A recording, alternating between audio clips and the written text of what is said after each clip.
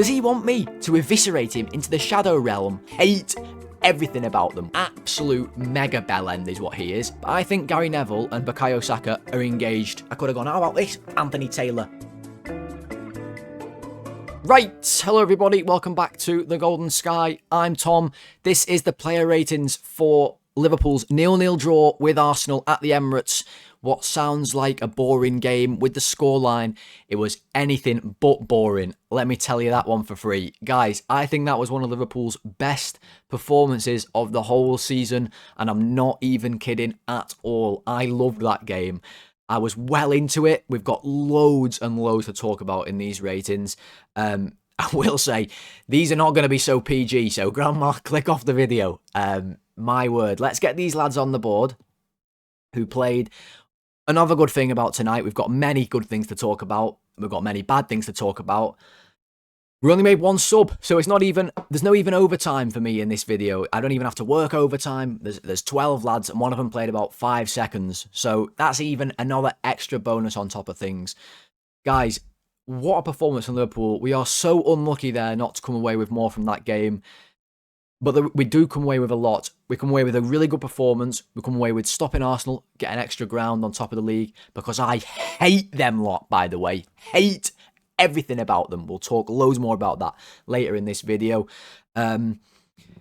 Yeah, loads of positives, loads of good performances, but also some negatives as well. And if we'd have had a striker in that game, we'd have won that game, and we deserved to win that game. We were by far the better team. They are a disgustingly unlikable team. I mean, they are so unlikable, and it started from before the game even started, didn't it? First of all, we've got a fucking light show, right? And flamethrowers. Why has everyone got flamethrowers in the league nowadays? Like I'm watching the bloody Super Bowl. Now, the Super Bowl's in, it's got to be soon. It's always around this time of year. And we've got Bad Bunny performing at Super Bowl, mi mejor amigo.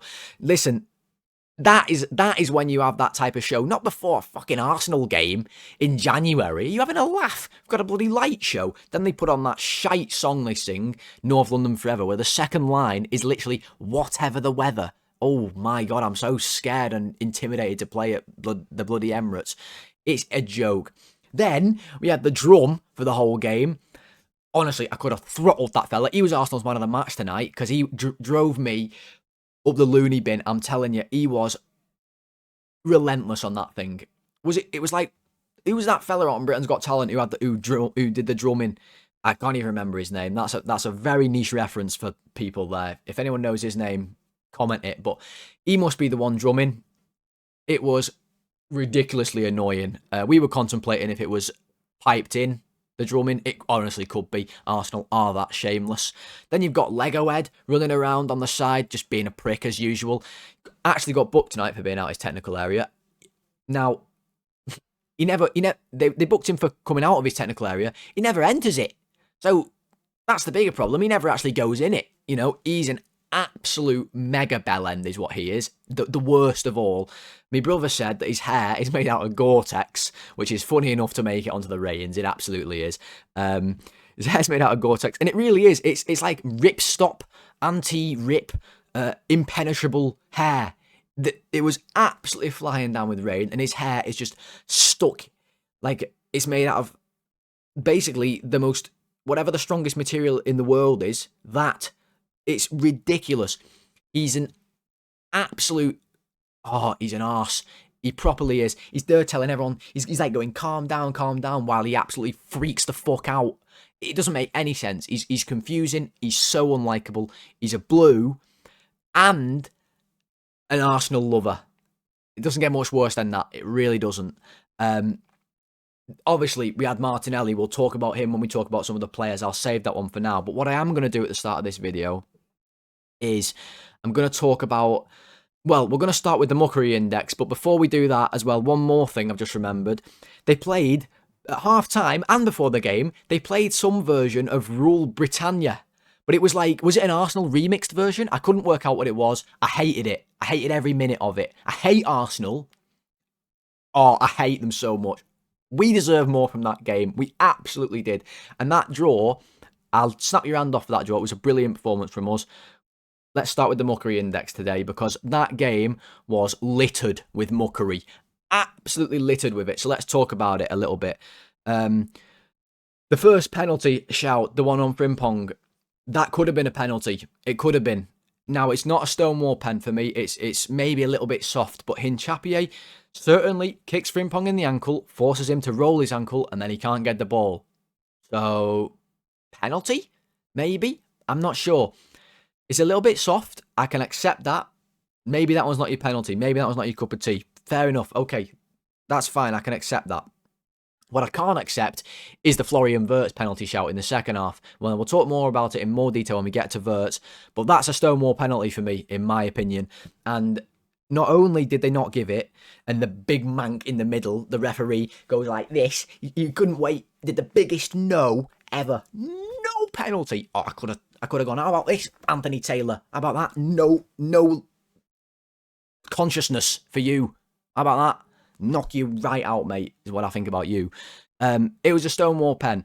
And Neville, on commentary, who was doing my bloody head in tonight as well, by the way, we'll talk about him more in this video, he said that something about, after they said no, one of them on VAR, because they could still hear him, said, are we sure we've got that right? Or something like that. Now, don't take my exact word for it there, because I've not quoted him exactly, but I think there was something dodgy there, and that was muckery. The muckery was just growing and growing and growing. We had free kicks and yellow cards. At one point, Bukayo Saka just absolutely belts one of our players completely off the ball with no intention of trying to win it. Kerkez went past him, he just kicked him, right? That's a yellow card, blatant yellow card, didn't give it. Gabriel Jesus was doing the same. He was trying to kick our players off the ball. This is when Martinelli was down, pretending he was injured, by the way, like he died. Again, we'll talk more about Martinelli in a second. No yellow cards. Like I said, the referee was a mank, so we didn't have much chance there anyway to begin with. But it was muckery beyond belief. And then Martinelli at the end, obviously, Conor Bradley, I don't know what's happened to him. He could have done his ACL, he could have done his ankle ligaments. It looked like a really, really bad injury. He's clearly in loads of pain. He threw the ball at him, first of all. Then he tried to kick him off the pitch, and then when that didn't work, he just tried to pick him up and throw him off the pitch. Now, I loved it that our players didn't have any of it and they went and pushed him around. One of them should have just socked him in the face. They should have absolutely Manny Pacquiao'd him right in the face, like a combination, an absolute lightning. Oscar De La Hoya, whoever, any boxer, Mike Tyson, Lennox Lewis, I'll name them all. Rocky Marciano, just knock him out. That's what should have happened. Joe Gomez should have come on and just two-footed him off the ball. Now, I've got a list of players or teams in football that I don't like. Ismaila Sarr is top of the list. Nathan Ake is on the list, and Huddersfield are on the list. Guys, you might not know that about me. I've never made an enemy on the Golden Sky live and direct. Gabriel Martinelli, you're the first. You're the first one to make it onto the Golden Sky enemy list. You're just behind Ismaila Sarr. Muckery Index tonight, it was can I spell this? Astronomically muddy. That's what it was. That's how much muckery we had tonight. An astronomical level of mud on that pitch. It was horrible. There's so much to talk about. So much. But let's talk about some players. We've talked a lot there about everything else that was happening in that game. And to be honest, guys, it's absolutely necessary. And that's why you come to the Golden Sky for these player ratings, I'm sure. Alisson. Well, he didn't have a shot to deal with the entire second half until the 91st minute. Because we absolutely bossed Arsenal. We popped them off the park. We showed up today like the champions that we truly are. And it's really frustrating because why can we not do that more often? We were so good tonight. And if we'd have had a focal point and Arsenal weren't so good at defending, we'd have won that game. And we almost won it anyway. We were by far the better team. And as a result, our goalkeeper didn't have to do anything until the 91st minute when he saves an easy header and then he makes a really good save. I mean, it's not a difficult save, but the cross shot from Martinelli, it's pissing it down with rain. The ball's like coming right at him, across him. He's got to dive out. There's players running across him. He just catches the ball, alleviates all the pressure. He punched away a couple of corners in the first half. Did everything he needed to do tonight, Alisson. Really, really good. He gets an 8 from me. Gabriel Martinelli is lucky that Alisson was the one who ended up next to him. And Alisson is the nicest guy in the known universe. Because, honestly, if he had another goalkeeper there, if Emi Martinez or someone completely nuts got hold of him, his head would have come flying right off it. It landed in the Tottenham Hotspur Stadium. I'm telling you, it was a joke. The way he conducted himself today. And it comes right from the manager because he'd have encouraged it. In fact, if you look on the replay, Bradley kicks the ball out and Arteta is there on the fucking touchline, 15 yards out his technical area, ready to throw the ball back to Arsenal to play the throw-in. Well, send him off then. We're fuming tonight, by the way, guys. Conor Bradley, he was awesome tonight. Really, really good. Now, it started off quite bad. He got shredded by Trossard. I was thinking, uh-oh, here we go. We're in for a long night here. After that, he didn't give Trossard a sniff. Not one sniff. He couldn't get past him at all. He locked him up. And then second half, when we started to play, he was excellent on the ball, linking up with Frimpong on the right-hand side. Really aggressive when the ball would come onto that left wing to Trossard. Bradley was right there, winning it all the time, using the ball well, really calm on it, as was everybody tonight. We used the ball so well. He was excellent, and it's such a shame that we ended that game with him going off injured. And I'd be amazed if that's not a long-term injury because it looked really, really nasty. He twisted his ankle, but he was holding his knee, and to me that can't be good. It could be ACL. It could be more than just that. To be honest, it could be like a double ligament injury. It looks really, really bad. And then you've got some knobhead for Arsenal there trying to knock him off the pitch. I swear to God, honest to God, I would have Bruce Lee'd him. It was unbelievable how unsporting they are. Compare that to the fact Frimpong went down for us in the first half and they booed him all game as well. When Martinelli goes down for them and there's nothing up with him at all, nothing up with him. And them lot are kicking our players trying to get the game stopped. All the crowd are kicking off. You've got Declan Rice is trying to fight people because they didn't put the ball out. He's a knobhead as well, Declan Rice. Just scratching his head all game. What have you got? You got fucking nits or something, you lad. Honestly, I hate them all. Bradley's so unlucky to go off injured tonight. 8 for him as well. Really good performance. Now, Konate, I've given Konate a load of stick this season. Tonight, absolutely brilliant. Excellent performance. Defensively, honestly, didn't have that much to do because we sat back in the first half. We soaked up the pressure. We had a clear game plan. We stuck to it. We executed it really, really well. I can't wait to do a tactics video for this one, guys. I really can't. He was part of that back line. He was holding his line really bravely, nice and high, not letting Arsenal get in behind. Really, really good. We'll talk about Van Dijk in a second, who was amazing this game, by the way. Konate was excellent. And if nothing else, compared to Van Dijk, a little bit quieter. But his passing, really good. Penetrative passing into the middle, really brave, calm on the ball. That's what we like to see. And the best part of the whole game was when Martinelli did what he did and Big Ibu comes over, pushes him, and then he gives him one of these, as if to say, is he tapped? Is something wrong with him up here? Does he want me to eviscerate him into the shadow realm? Because that's what I'll do. I'll do some weird... I like anime, yeah?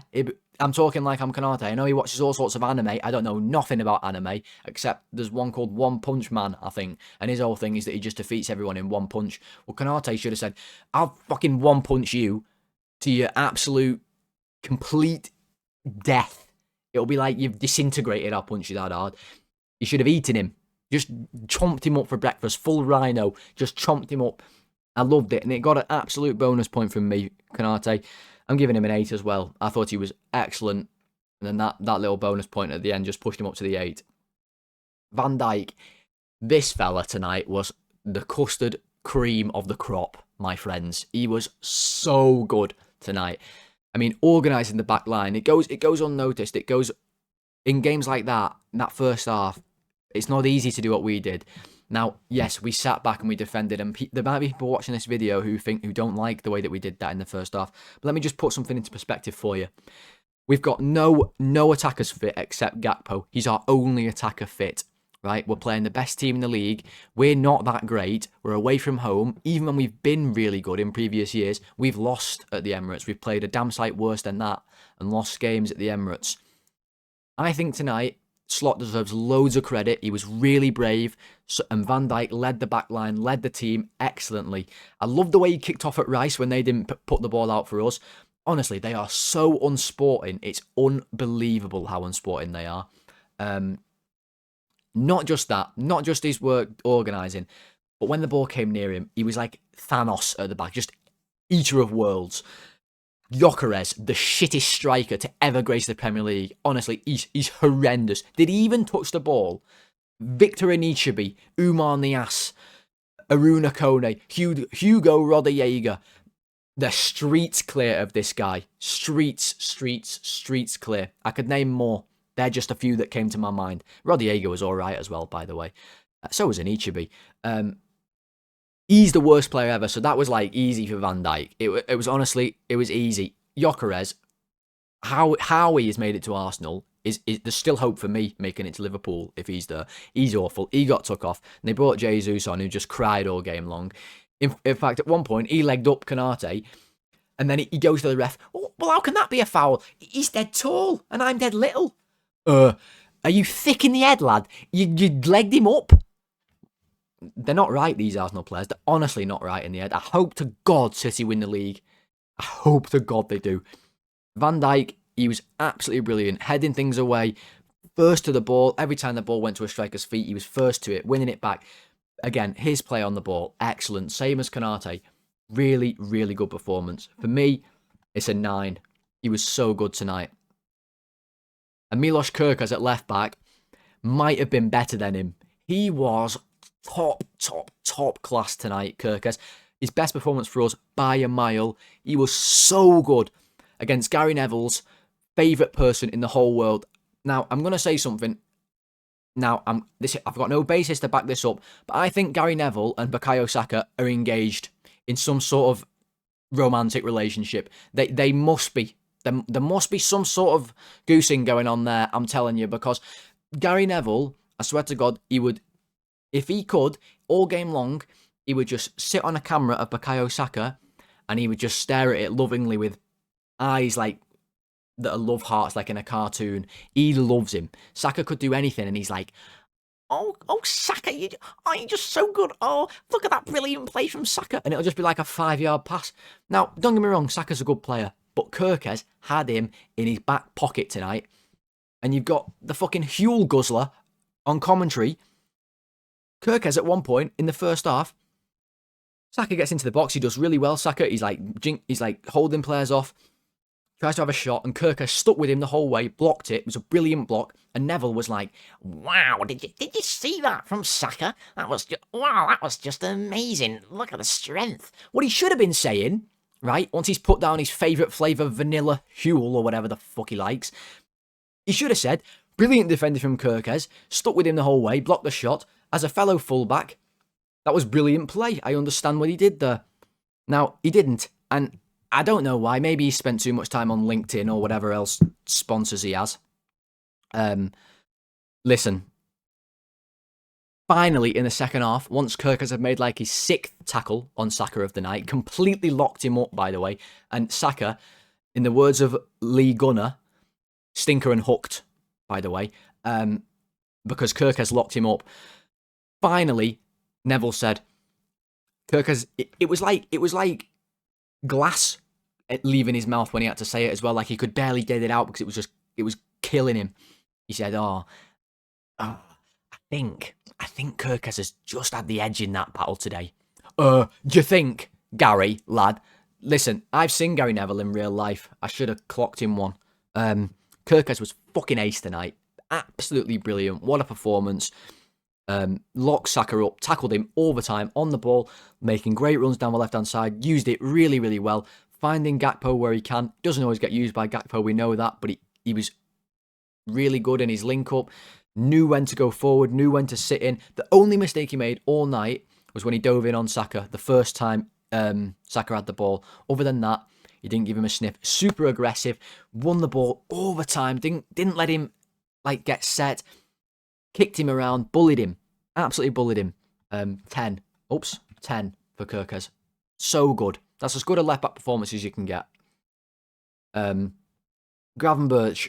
Now, I've given him some criticism recently as well. Tonight, top class. Top class. The confidence he showed on the ball. I mean, that first half especially, we were really struggling and I felt bad for the players because we were sitting in and it was our game plan. to sit in, and when we won the ball, we tried to play. We didn't just kick the ball long, we tried to play. But because we were sitting in and we've got no striker, sometimes the players would look up and they'd be like, I've got no one to hit. And Gravenberch a few times was in that situation, and he didn't panic. So many times he would dribble and dribble and dribble, and he would use his body, and he would turn, and he would wait for support to come around him, and then we'd play. And we popped the ball around so well tonight. That second half, we dominated. At one point, we had 75% possession, and it was like the 80th minute. We absolutely battered them tonight. If we'd have had Ekatike, we'd have won that game, no problemo, I'm telling you. And Gravenberch was a massive part of it. There was one point when maybe our best chance the second half, when Frimpong got that ball down the line and he tried to square it for Wirtz. Before that, don't let the work go from Gravenberch go unnoticed. He had the ball for about 20 seconds on the touchline. He was holding his man off. He was turning back and forth, really calm on the ball, not just hoofing it, not just trying to win a throw-in, trying to keep the ball for us. Did exactly that. Really strong, really composed, fluid in his movements through the middle. Again, brave on the ball all the time, and I called for that in the preview. Our midfielders have got to be brave. They've got to receive the ball off the goalkeeper. They've got to play to the fullbacks. They've got to try and play forwards when they can. He did all of that. He won free kicks. He battled hard. His positioning was really good. That's something he struggled with this season. I thought he was top class. I'm giving him a 9. Lads, we played so well tonight. We really did. Allister. He's another one this season who I think has really struggled. And I think he's struggled because he's been played all in different formations, in different positions. And tonight, he was played in a much more simple role. He was a centre midfielder. He wasn't standing on the last line of defence. He was receiving the ball off the defenders. And he kept it excellently. That is the level for Alexis McAllister. He barely gave the ball away. They couldn't tackle him. They kept fouling him. He was competing. I loved the yellow card at the end when he noticed that we were a little bit out of position and he just grabbed hold of Lewis Skelly and it was Eze actually, and dragged him to the floor. Loved that yellow card. He was really good. Just like Gravenberch, really calm on the ball. Brave enough to receive it. He was a key component for our best move of the first half where Bradley hit the bar. I should have talked about that actually when I did Bradley's rating. So unlucky not to score that goal, the chip from Bradley. But it all comes from us being brave. We play for ages. We go back to the goalkeeper. McAllister shows for it, plays the ball out wide. First time, it's that tough pass, receiving from the goalkeeper, playing out to your fullback. First time, he did it excellently. Bradley goes on, obviously, and then hits the bar. Really unlucky not to score. We should have scored. We deserved it. McAllister was key in that game. Those two, Gravenberch and McAllister, I was a little bit worried about that being a midfield too when the team came out. I thought we might not have the legs. They dominated. They were so good. McAllister as well. If I give Gravenberch a 9, he deserves a 9 as well. I thought he was really good. Let me make it 100% clear to you guys tonight. The only reason we didn't win that game is because we've got no attackers, and we could have won it anyway. We were so good tonight. Do not let the draw of 0-0 cloud that. Seriously, guys. Szoboszlai, just an absolute workhorse. He really is. So like, he's not even underrated because he does get credit for how much work he does, but his work off the ball is... it's unheralded. It is absolutely out of this world. There was a bit in like the 90th minute where Arsenal are trying to play out and he sprinted to the goalkeeper, the centre-back, and then to the left-back, and he won the ball, and it only went out for a throw-in to Arsenal, but just that effort, the extra miles, the extra yardage to run hard and sprint hard, make those little tackles and interceptions, they just disrupted Arsenal's rhythm all night long. And he looked like the one, if we were going to score, it might come through him having a long shot. He had a few. Now, a few of them were a little bit wasteful. He had his best one was his last one towards the end where he hit it and it was going along the ground and it got blocked quite quickly. But his 2 free kicks, I mean, the first one he doesn't get right at all. The second one's close. It was unlucky, that one. I would have loved to have seen one of them go in. I loved I've been saying we've been doing too many interviews this season. Now, they probably have to do it, I understand, but every time I go on YouTube, it feels like there's another interview. Well, there was one this week from Szoboszlai, and it was a rare one that I actually loved. He said, we're going into this game, yeah, Arsenal have been better this season, and yeah, Arsenal are top of the league, and they look like they might win the league. But let's remember here, Arsenal are playing the champions. We're not playing the champions. We are the champions. And he said that, and I loved that attitude from Szoboszlai. I love that mentality. And he brought that into this game. He did his job in the first half. He got back in. You could see him all the time. He was all the time organising who presses where. I was watching him. He was telling Frimpong, like, you're going to go there now. And he was calling players back. He was telling them exactly what to do. Really, really good. His work off the ball is so good. On the ball tonight, he was pretty good as well. Just wish some of those shots have maybe gone a little bit better. There was one that fell to him in the box and he snatched at it and it went way over. And that was a decent chance for him. So I'll give him an 8. Could have been higher if he'd have done more with those shots. Frimpong, I said this in the preview, guys. If we were going to score, get joy in this game, it was through him on that right wing when we've got counter-attacks. Now, I thought we'd be counter-attacking all game long. It turned out we were counter-attacked in the first half. And then second half, we decided, fuck this, we're absolutely miles better than these. And we just pissed around on the Emirates. Just took the piss out of Arsenal, really. And popped them off the pitch. Now, he injured Hincapié. In fact, the first minute of the game, Frimpong made a burst down the wing. Now, he lost the ball. Because he tried to do a Cruyff turn. He did his Cruyff turn so fast, he missed the ball and he popped his headband off. I'm always on Frimpong headband watch. He Cruyff turned his own headband off his head and he picked it up and he just popped it around his neck. I thought, that's brilliant. That's definitely going in the ratings later. But what else should go in the ratings is his performance, because he is an absolute menace on that right wing. He really, really is. And it's a shame because if Bradley's injured, which it looks like he's going to be for a long time, then he might not play right wing as much unless Joe Gomez can stay fit and play right back for us, because he might have to play right back. But in that right wing, I mean, Hincapié goes off injured because Frimpong ran him into the ground. But when Lewis Skelly came on, it made it even better for us because he can't run and Frimpong can certainly run. I mean, he's like RoboCop or the Terminator or someone like that. He just flies. The Flash is probably better than RoboCop or the Terminator. He just flies. Now, when we had space in behind and we knocked the ball in, he was an absolute threat. The best chance we had was when Szoboszlai knocked it around the corner for him and he ran in and he tried to square it to Wirtz. And I'm pretty certain that Saliba got a little touch on it and that's why it went behind Wirtz. That would have been our best chance to score if that ball had gone to Wirtz. That's all through Frimpong, but not just that. But when he has the ball to feet, he can just accelerate away from players he ran through. Lewis Skelly nutmegged him, got away from Rice, put a cross in. Now, it wasn't the best cross, and his crossing tonight sometimes was a little bit poor. But his work he does on that right wing, he's such a threat. The first half, he's the one when Bradley made that burst, who he's the one running in behind who Bradley tried to hit that caused the sort of confusion with Saliba and Raya. In the second half, there was a ball that went over the top. He's first to it. He's alive. He was unlucky that the ball bounced up to his head and he couldn't knock it into his path. Really unlucky, actually. He's just a menace. He's a handful. I thought it was a great performance again. He got a little bit tired towards the end. That's because he was legging around all game. I'm going to give him an 8. Now, Florian Wirtz tonight, he basically played up front for us, but it was sort of false tens. We had Szoboszlai and Wirtz together as false 10s. Szoboszlai was maybe a little bit deeper at times. In the first half, they were really deep. I mean, it was like a midfield 6, and at times you had Gakpo dropping right back in centre back. We'll talk about that in a second. Wirtz and Szoboszlai would sort of join the midfield 4. But when Wirtz had the ball tonight, did he even give it away once? I mean, how calm he is on that ball in that high pressure situation when he's the forward man. Bringing others into play, first half, excellent. Love the little touches, link up, brilliant. He does a lot of simple things, but it's all to set tempo. It's all to keep the ball. It's all with little movements here and there to keep himself available. The best bit of the game from him was, no doubt about it, when he decides, do you know what? Fuck this, actually. I'm Florian Wirtz. I'm just going to run through this entire team. And he passed in the ball in the box after some good work to build up to it. Got the ball to Wirtz and he just dribbled past everybody, just absolutely rinsed everyone in the box. And then Trossard, just as far as I'm aware, just absolutely smashes him onto the floor. Body checks him. It was like a sumo wrestler, to be honest. They just come over and sumoed him onto the floor and he goes flying. And you've got Anthony Taylor there, who's like Humpty Dumpty's skinnier brother, not giving a penalty.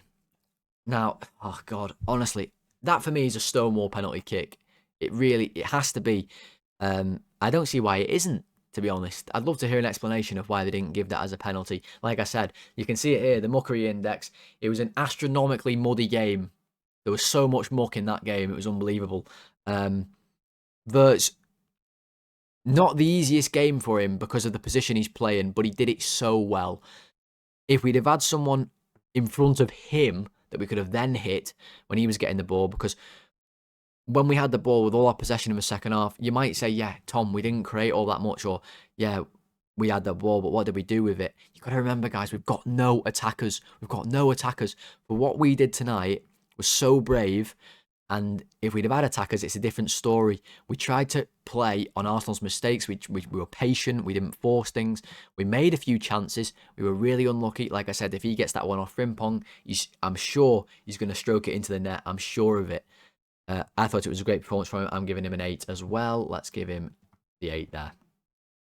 Now, Gakpo. Now, I don't want to harp on Gakpo because a lot of people harp on Gakpo all the time, me included. Tonight, he put in a right shift. He really did. And one of the most interesting things I've seen us do all season long is that first half, especially the first 15 minutes, when Gakpo basically man-marked Jurriën Timber to the point where he was going and standing as deep as Van Dijk and Konate at certain points. It was insane. And at the time, I was thinking, oh my God, Arne Slot has lost the absolute plot. He really has. And I meant that fully intentionally then, by the way. Now, we quickly sort of adjusted that a little bit, and we ended up, sometimes it'd be McAllister on Timber, and then Timber stopped going forward so much, so we kind of stopped doing that. And I'll look at this more in the tactics video. But what I appreciate from Gakpo is him doing that and doing the shift. And he did work really hard tonight. There was one ball that went right into the corner at the start of the second half, and he wrestled with Saliba, got his body in front, waited for support, and used it. And that's what we did so well tonight. We were super calm on the ball. We didn't force things. We didn't just needlessly give it away. And that's why we ended up being able to boss the game. Now, Gakpo at times did do a few things that were frustrating. After Bradley hit the bar, he could have squared it to Szoboszlai. Absolutely, he could have. He didn't get his head up. He tried to cut in and shoot. Shock horror. That's a mistake. He also had a few where maybe he gave the ball away a little bit too easily. In the second half, I'm talking when no one else was. He got away with a few things. There was one header he did that was like to nobody, and it somehow ended up with one of our players. So not quite as good a performance from him as some of the others tonight, but I don't want to harp on him. He did well tonight. He's got a really tough role there. He's back with our defenders. He's our only attacker. He's playing left wing. I know that's his position, but it's not an easy shift against Arsenal. He was helping out on Saka. I thought he did a good job. I'm going to give him a 7. And then Joe Gomez, now he came on for 5 minutes. I don't know whether to give Gomez a 10 just for a laugh or a 0 for not coming on and completely collassing Gabriel Martinelli and sending him right back to Brazil.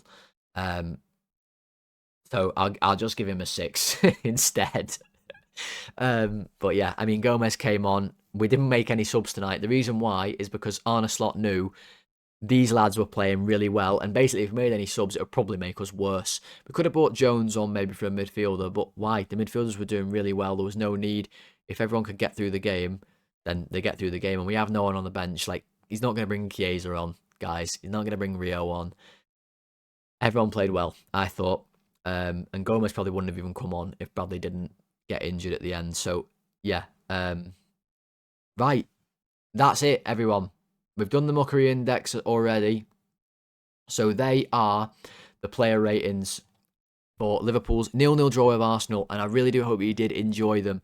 I was so into that game, like I said, that I'm sure you can feel that through the video. Like, I'm into all the games, but that one especially, it really had me hooked. I was on the edge of my seat the whole time. I was nervous at the end.